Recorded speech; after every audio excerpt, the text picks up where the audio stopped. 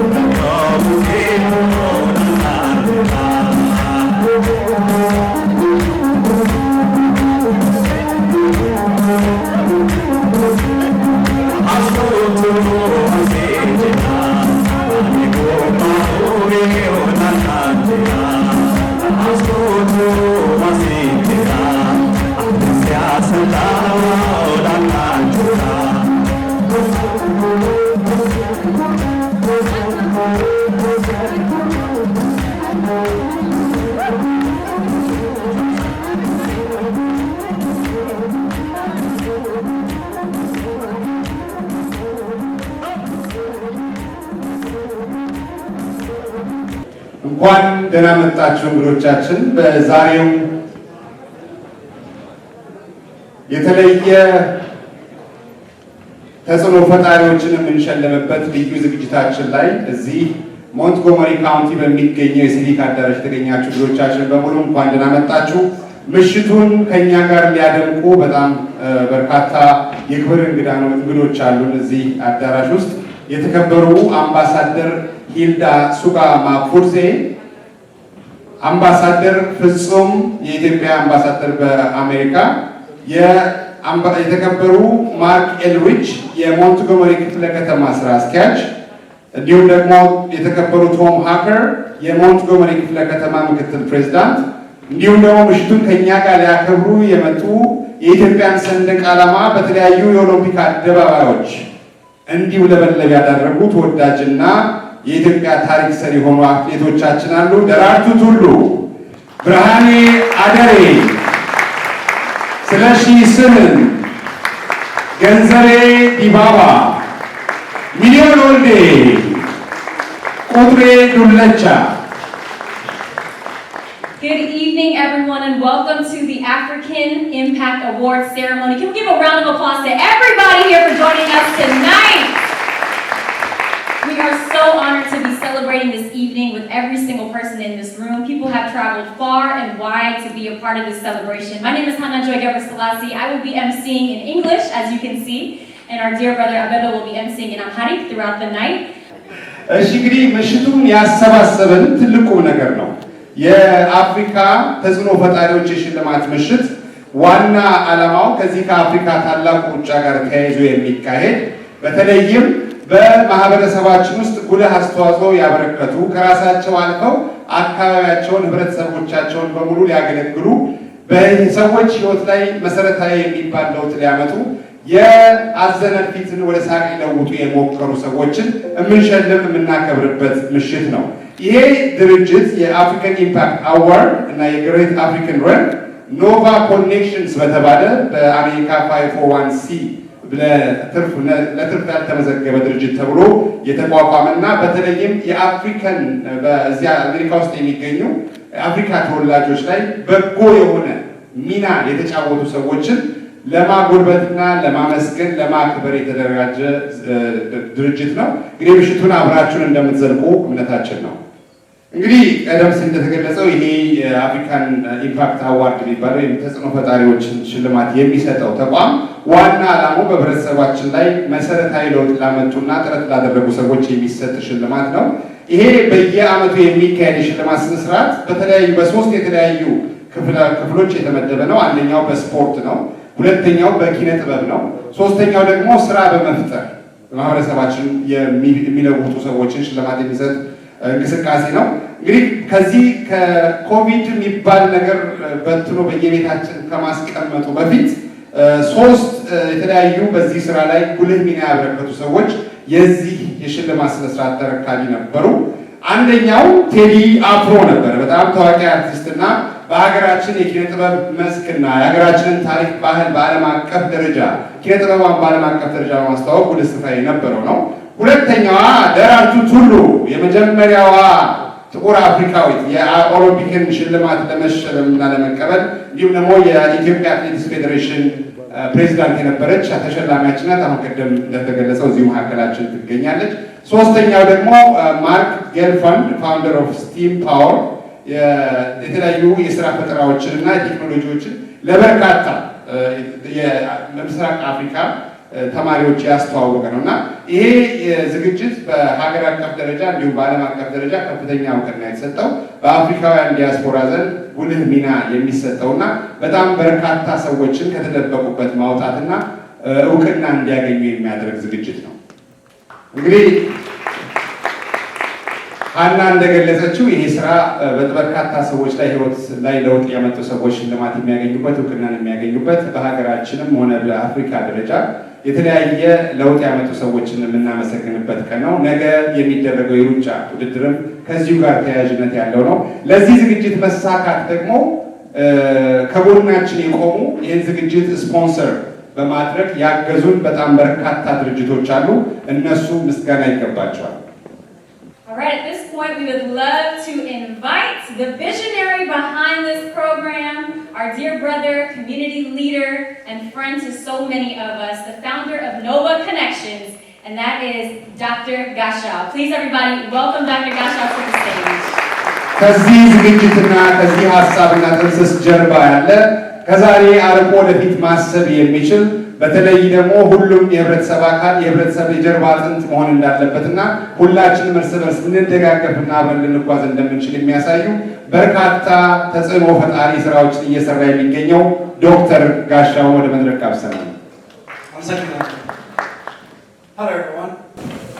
እንኳን ደህና መጣችሁ።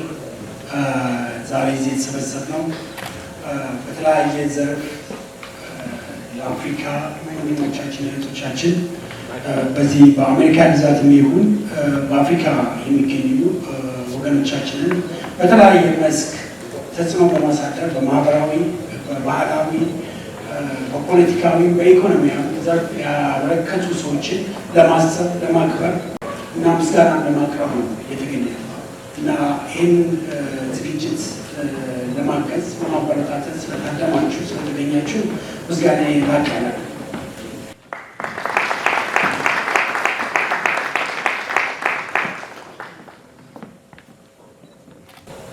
Thank you so much, Dr. Gashau Abeza. Good evening, everyone here. Demna መስራችሁ ሁላችሁ ከኢትዮጵያም ከሩቅ ቦታም የመጣችሁ እንኳን ደህና መጣችሁ። እንግዲህ በዚህ ከማከራችሁ ተገኝቼ በዛሬው ዕለት በየተሰለፉበት መስክ ታላቅ አስተዋጽኦ ያደረጉ በማህበረሰባቸው ውስጥ ባላቸው ልዩ ራዕይ አርአያ ሆነው ለራሳቸው ለሌሎችም ተምሳሌት የሆኑ ታላላቆችን ለመሸለም በተዘጋጀው በዚህ ፕሮግራም ላይ ስለተገኘው እጅግ በጣም አመሰግናለሁ። ይህንን ፕሮግራም ከዛሬ 20 ወራት በፊት ለመገኘት እድል አጋጥሞኝ ነበር። በዛን ጊዜ እንደዚሁ ቅድም በመግቢያችን ላይ በአበበና ሀና በተገለጹ ታላላቅ በየዘርፋቸው ውጤታማ የሆኑ ሰዎች የተሸለሙበት ነበር። በመነጋታው ደግሞ እንደዚሁ አፍሪካ ግሬት ራን ተካሂዶ ትልቅ የሆነ የገቢ ማሰባሰቢያ ፕሮግራም ሆኗል። እንዲሁም ደግሞ ብዙዎችን አገናኝቷል ማለት ነው። ከ20 ወራት በኋላ ኮቪድ-19 ፓንደሚክ በተደረገው የሳይንስ ምርምር የተሻለ ደረጃ ላይ ሆነን ዛሬም በዚህ መልክ ተሰባስበን እንደገና በየመስካቸው ታላላቅ ውጤቶችን ያስመሰከሩ እውቅናም ለመስጠት ሌሎችንም ኢንስፓየር እንዲያደርጉ በዚህ ዛሬ ተገናኝተን እነሱን ለማክበር ስለተሰባሰብን በእኛ በኩል በኔ በኩል ደስተኛ ነኝ። ሁላችሁም በድጋሚ እንኳን ደህና መጣችሁ ማለት ፈልጋለሁ።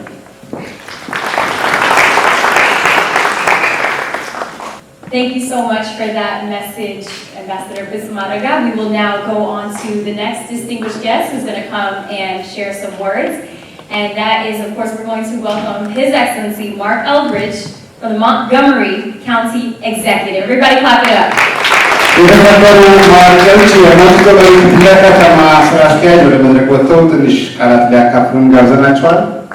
Thank you all for inviting me here today. I'm really honored to do this, and I'm really appreciative of all the work that the Ethiopian community does in Montgomery County. So it's nice that you decided to have this event here, because you really do play a large part in the life of Montgomery County. Many entrepreneurs invested in Silver Spring when Silver Spring was struggling. And so you will not be surprised to walk down Georgia Avenue and see a wealth of restaurants, or to see the small businesses that occupy other spaces in Silver Spring. You are, I think, the largest community, or second largest Ethiopian concentration in the United States here. And it's a big deal that people decided to come here and make this their home. It's a hard thing to leave your country. I can only imagine, how difficult it is. And Montgomery County has tried for a long time to be a welcoming community where people can come here and feel like they belong here. They can come here and succeed, and they know they're going to be supported and have the kind of opportunities that, frankly, people come to America to expect, and because they dream they can have those opportunities. And it's good to be a place where people can come and realize their dreams. I was preceded by County Executive Mike Leggett, and I give a lot of credit to him for having made Montgomery County the welcoming county that it is. He had a phrase that's associated with him that when he talked about expanding the table, and people said, look how many people need to come and sit at this table, and Ike's response was, well, we need to build a bigger table. And I think that says a lot about the tradition that he set in Montgomery County, that we would find room for everybody rather than only find room for people who got to the table. So it's important, your contributions here are important, and the awardees are really impressive. I will never get on the track with any of you. It would be so embarrassing to me, but it is amazing what you've accomplished and the kind of training. This is not something you obviously walk out and do one morning and decide, okay, now I go back to life. You train, you work, you're dedicated, just like all the entrepreneurs who run businesses are dedicated. It takes dedication, energy, and perseverance to succeed, and there's one thing the Ethiopian community has shown in Montgomery County is the dedication and perseverance that it takes to succeed. And I recognize that. You make important contributions. You're in the sciences, you're in the business community, you're in entertainment. You are a big part of this community's life, and I just want to congratulate you, congratulate the awardees, and thank everybody. And I had the pleasure of meeting the ambassador at an outdoor event like probably a month ago. It was really a pleasure meeting you then and having a chance to talk with you. So it's great to see you back in Montgomery County again. For those of you who have only come here the first time for this event, come again. We've got a lot to offer. We're open for business, and we're open to welcome all of you. So thank you very much.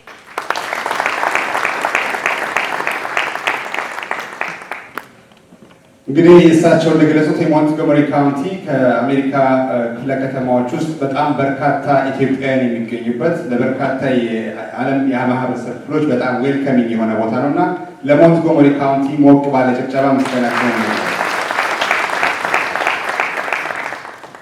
የሚቀጥለው እንግዳችን የተከበሩ ቶም ሃከር የሞንትጎመሪ ክፍለ ከተማ ምክትል ፕሬዝዳንት እንደዚሁ ምክር ቤት ፕሬዝዳንት መጥተው አጭር ንግግር ያደርጋሉ።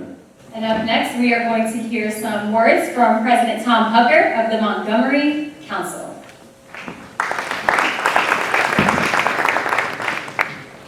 Thank you so much. Good evening, everyone. Good evening. Your Excellency, honored guests, ladies and gentlemen, thank you so much. It's such a privilege to be with you tonight and to be in your midst to recognize the amazing individuals that are being honored tonight. I'm so proud to work with my colleagues to chair the Montgomery County Council this year. It's been a very difficult 2 years under COVID, of course, but the one thing that I think really binds us and helps us succeed is the incredible diversity of Montgomery County. You all, if this is your first, is this the first time in Silver Spring for anyone here? Yes? No? Montgomery County, we're very proud to tell you, the most diverse community in the nation, with 4 of the 10 most diverse individual cities in the nation, in all the rankings. Germantown, Gaithersburg, yes, you can cheer for that. Rockville, and right here in Silver Spring. And no one contributes more to our great diversity than our African community that we're honoring tonight. And the backbone of our African community, of course, is our Ethiopian community. And I'm so proud not just to be the council president this year, but to be elected from this district to represent Silver Spring for the last 15 years, where I've represented this district in the state legislature and then in the county council. And the African community really is Silver Spring is really the African capital of Montgomery County, and Montgomery County, of course, is the African capital of the DMV and Maryland. So we're so grateful, all of us in the county leadership, for your contributions. You all make up so many of the leaders of our community, whether it's in law, in science, in medicine, in business, obviously in sports and music that we're honoring tonight, and in cuisine, of course, that we're enjoying tonight as well. As we celebrate the accomplishments of the 3 incredible individuals that are being honored tonight, we're reminded of the resiliency that so many in the communities have shown throughout the last year and a half. It was many of our African-owned businesses that persevered through COVID, through the terrible recession. The council and the county executive put $260 million out on the street, including $80 million to keep our restaurants and our retail businesses afloat through the governor's shutdown and the pandemic. And now many of them are reopening and succeeding. Whether you care, of course, about the fields of music or sports or business, we have 3 superstars we're honoring tonight. I'm so proud we'll have citations for Barakat Wildu, Vice Chair of Colonial Parking, for Akon, of course, the Grammy Award-winning singer and songwriter and producer, and Tirunush Dababa, the greatest female distance runner of all time. So I can't wait for the rest of the program. I'm very, very excited. You're all heroes to us and great role models to our young people, and I'm so privileged to be with you. Thank you.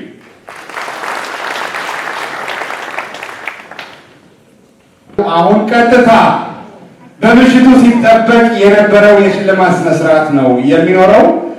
የምሽቱ ዋና የመጀመሪያ ተሸላሚ 3 ተሸላሚዎች ይኖራሉ። ቀደም ሲል እንደገለጽነው በሀገራችን ብቻ ሳይሆን በአህጉራችን በርካታ በጎ ተግባራትን ያከናወኑ ለሰዎች ተምሳሌት የሆኑ የሰው ሕይወት ላይ በጎ የሆነ ተጽዕኖ መፍጠር የቻሉ በርካታ ኢትዮጵያውያን አሉ በያሉበት። እነኛን ኢትዮጵያውያን ቆፍሮ በማውጣት ለሕዝብ በማስተዋወቅ ሌሎች ከነሱ ተምረው እነሱም የነሱን ፈለግ ተከትለው በሰዎች ሕይወት ላይ ለውጥ እንዲያመጡ ለማድረግ የታቀደ ዝግጅት ነው። እዚህ ዲሲ፣ ቨርጂኒያ፣ ሜሪላንድ ውስጥ እጅግ በጣም ብዙ ሰው የሚያውቃቸው በብዙ ሰዎች ሕይወት ውስጥ የየራሳቸውን አሻራ የጣሉ በተለይ በኢንቨስትመንት እና በስራ እንዲሁም ደግሞ በተለያዩ መስኮች ውስጥ ትልቅ አስተዋጽኦ ያበረከቱ ሰው ናቸው። ቀጣዩ ተሸላሚ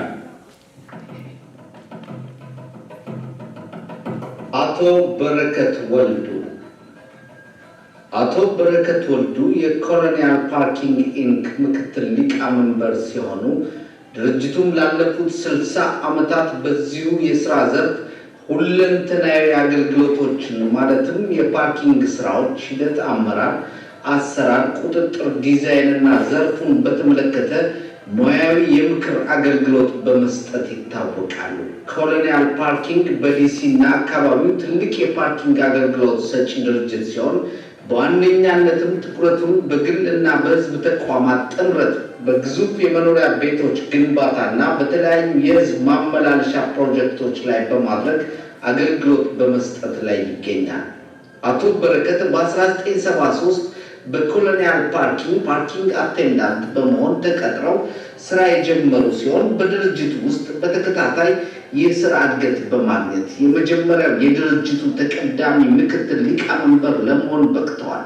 ኮሎኒያል ፓርኪንግ በውጭውም ዓለም ለሚኖሩ ኢትዮጵያውያን ትልቅ የስራ ዕድል አቅራቢና ቀጣሪ ብቻ ሳይሆን በኮሎኒያል ዩኒቨርሲቲ የሰራተኞች ትምህርት ፕሮግራም አማካይነት መዋለ ንዋይ በማፍሰስ የድርጅቱ ሰራተኞች የተለያዩ ስልጠናዎችን እንዲያገኙ በማድረግ ላይ ይገኛል። ለዚህም ትልቁን አስተዋጽኦ አቶ በረከት ወልዱ ይወስዳሉ። ከዚህም በተጨማሪ ድርጅቱ በተለያዩ ሰብአዊ፣ ሃይማኖታዊ፣ ባህላዊ እንዲሁም በአትሌቲክስ እና ተመሳሳይ ኩነቶች በኢትዮጵያውያንና ሌሎች ኮሚኒቲዎች ለሚደረጉ ዝግጅቶች የተለያዩ ድጋፎች ያደርጋሉ።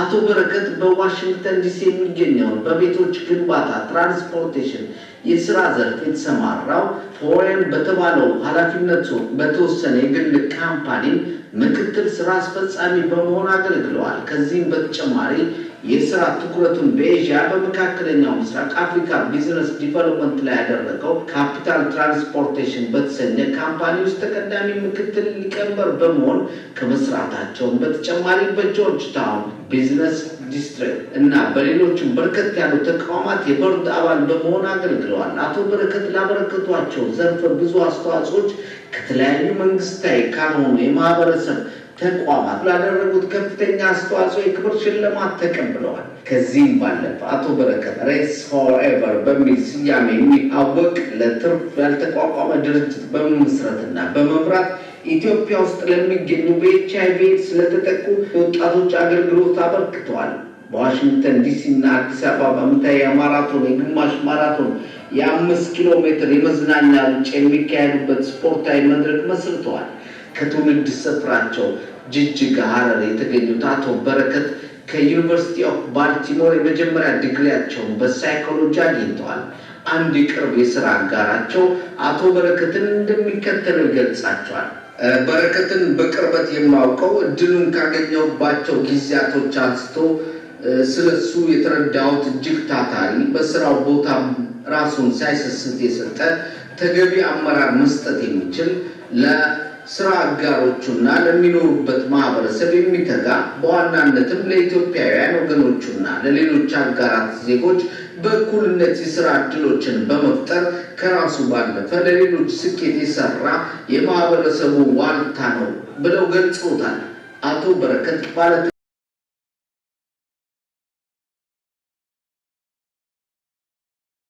I went to his office a few days ago and we chatted for an hour. I guess he's super busy, but he gave me his hour and we've been talking about the things that he's doing and his wife is doing. And he's helping out a lot of people, poor people who can't afford to go to the hospital to get medicated. He hires people when they can't get a job.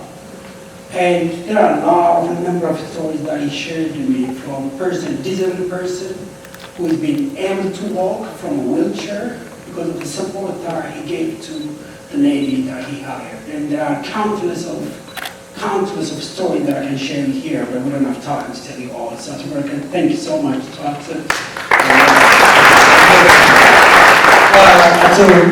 Tedros,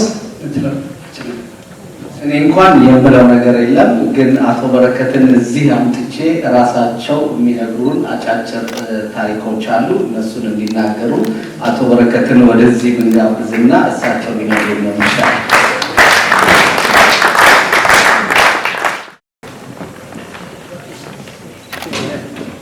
You guys, you were taking notes. I thought for a moment they were talking about someone else.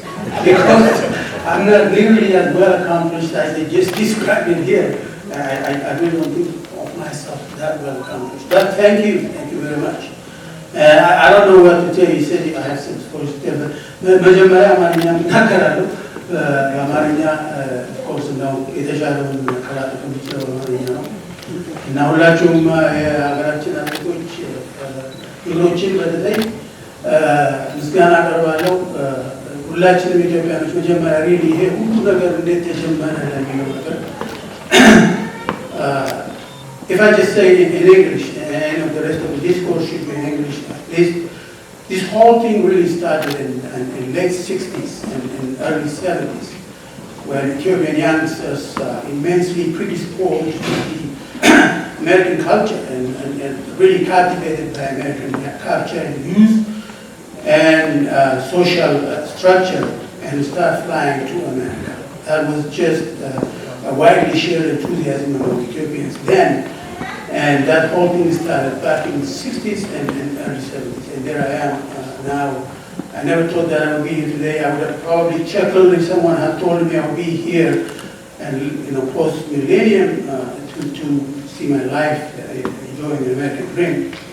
But here I am, and I'm grateful to many of my colleagues and the country itself. It's a country, a great country that I love, just as well as I love my homeland, Ethiopia. I am an Ethiopian. I'm not an American. I'm not Ethiopian American. I am an Ethiopian. I'm still carrying Ethiopian passport, so that tells you that does not make me any better Ethiopian than you. But it really is my appreciation and sense of belonging. It's just like you all.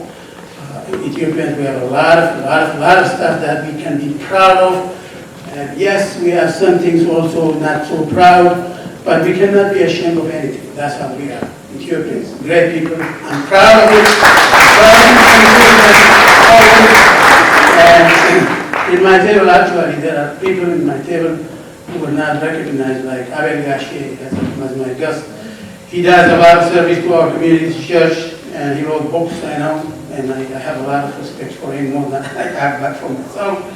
I also have Ephraim, I have Abarra, who is also an insurance.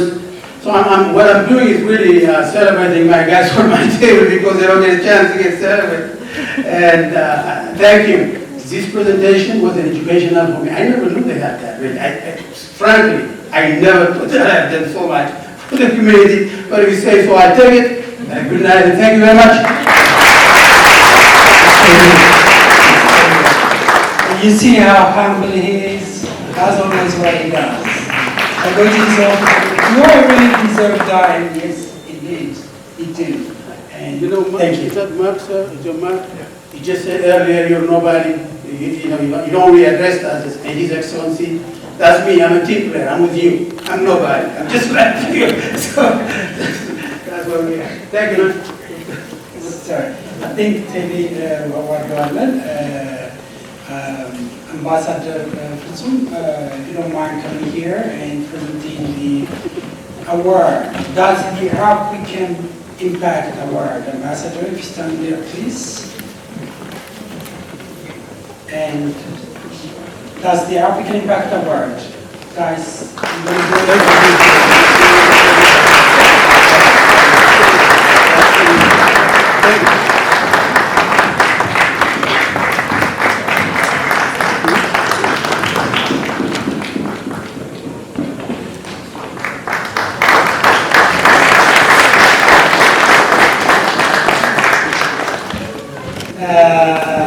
Mr. Mark, if you don't mind coming here, and you got a present from Montgomery County.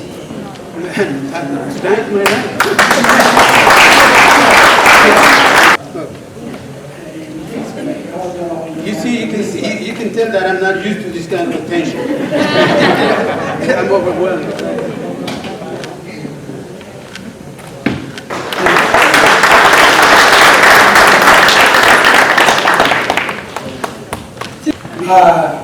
From DC Mayor. The DC Mayor couldn't be here, but we have the African Affairs Office Director, Mr. Ali. Would you mind coming here, please? So we got a proclamation citation from DC Mayor Office.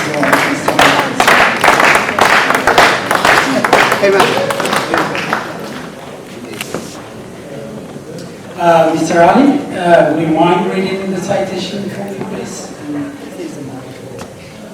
Thank you very much. Greetings, everyone. So I'm Ali Kaba, and I have the privilege to serve as the Director of the DC Mayor's Office on African Affairs. So I'm just going to read you a message from the Mayor. So as Mayor of Washington, D.C., it is my distinct pleasure to recognize Bernard Waldu for outstanding accomplishment in business and philanthropy. Today, Nova Connection is hosting an award ceremony to celebrate your vast business and philanthropic achievement as the Executive Vice President of Forge Company, Woz Holding, include Colonial Parking and the International Asset Management firm. Portfolio first, parking solution for your meteoric rise from parking attendant to senior vice president at Colonial Parking. And as founder and organizer of Reason Children and Do It For Everyone, a non-profit organization dedicated to addressing HIV and child poverty in Ethiopia. You have achieved great things on behalf of Africa and people of African origin in the United States. And you have inspired countless others to do good work as well. The impact of your contribution is immeasurable. On behalf of the 700,000 residents of Washington, D.C., you have my sincere appreciation and best wishes for continued success. May your Lord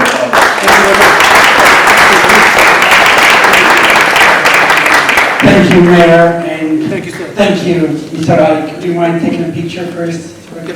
Thank you. You know, ministers, you name it, I can go, you know, the guy that signed my school living certificate, a bunch of others work for this company and benefited, and really, if anyone is to be respected and recognized, whether here or in Ethiopia, it's Colonial Parking and the ownership. And on behalf of Colonial Parking and the ownership, I'd like to thank you all for recognizing us, and more so for Colonial Parking owner.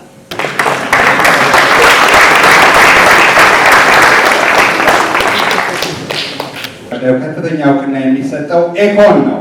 ኤኮን የሙዚቃ ጸሐፊ ነው፣ ዘፋኝ ነው፣ እንዲሁም ደግሞ የሙዚቃ አቀናባሪና ፕሮዲውሰርም ጭምር ነው። ከሙዚቃ ከኪነ ጥበቡ ስራው ባሻገር ነው በኢንቨስትመንት መስክ ተሰማርቶ በሀገሪቷ አፍሪካ ውስጥ በርካታ ኢንቨስትመንቶች ላይ ትኩረት ያደረገ በአፍሪካ ወንድሞቹና እህቶቹ ህይወት ላይ አዎንታዊ ሚና መጫወት የቻለ ታላቅ ሰው ነው። ባለቤቱ ሮዚና የኢንትሪግ ሪኮርድ እና የዜና ኢንተርቴይንመንት ፕሬዝዳንትና ኃላፊ ናት። ምሽቱን ዛሬ እዚህ መሀላችን ተገኝታ የእሱን ክብር እሷ ትቀበላለች ማለት ነው። And as Abeba just shared, just want to share a quick brief bio about Rosina, who I've had the privilege of meeting multiple times in the community. Every time I meet her, it's at some community function, doing community work, and we are so incredibly proud of you. She's the president and CEO of Intrigue Records, Zanar Entertainment, Intrigue Investment Group, record label executive, producer, and investment company. She is an inspiring woman to so many people in this world, and of course, a phenomenal mother. Please, everyone, clap it up for her.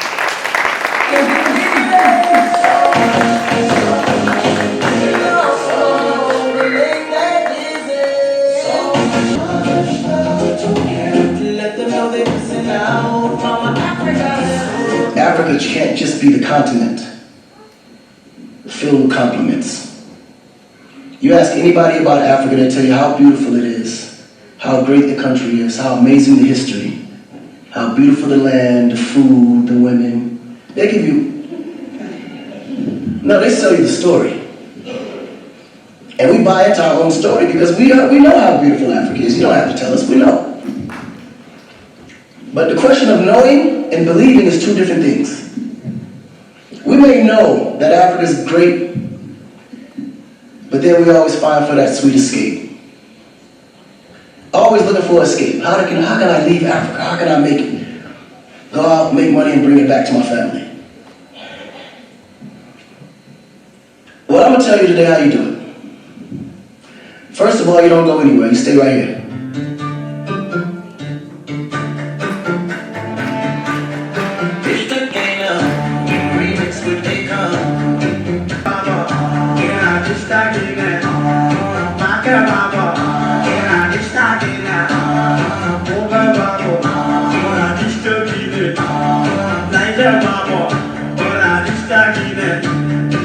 ኤኮን የተወለደው በሀገር አሜሪካ ሴንት ሉዊስ ሚዙሪ በአውሮፓውያን ዘመን አቆጣጠር ኤፕሪል 16 1973 ነው። የዘር ሐረጉ ከወደ ሴኔጋል የሚመዘዘው ይህ ዝነኛ ድምፃዊ የራፕ ሙዚቃ ቀንቃኝ፣ የዘፈን ግጥምና ዜማ ደራሲ፣ ነጋዴ፣ የሙዚቃ አሳታሚ፣ የፊልም ተዋናይ ሲሆን የሰብአዊ መብት ተሟጋችና ለጋስ በጎ አድራጊም ጭምር ነው። ገና በጨቅላነቱ ወደ ሴኔጋል የተጓዘው ኤኮን የ7 ዓመት ዕድሜ እስኪሞላው በዚያው ቆይቷል። ለሙዚቃ ያለው ፍቅር ከወላጁ የወረሰው ሲሆን ገና ያኔ ልጅ እያለ ነበር ሙዚቀኛ ለመሆን የወሰነው። ከ7 ዓመት ዕድሜው በኋላ ወደ አሜሪካ ተመልሶ መኖር የጀመረ ሲሆን ህልሙን በማሳካት በ2004 መጀመሪያ አልበሙን በማሳተም ለሙዚቃው ኢንዱስትሪ ራሱን አስተዋወቀ። የዜማ ቅላጼን ከሂፕ ሆፕ ቢት ጋር በመቀላቀል የለቀቀው ይህ የመጀመሪያ ዜማ በፍጥነት ተቀባይነትን አግኝቷል። ኤኮን በ2009 ከታዋቂው የፖፕ ሙዚቃ ስታር ማይክል ጃክሰን ጋር በጣምራ በመሆን ሆልድ ማይ ሃንድ የተባለ ዘፈን ሰርቷል።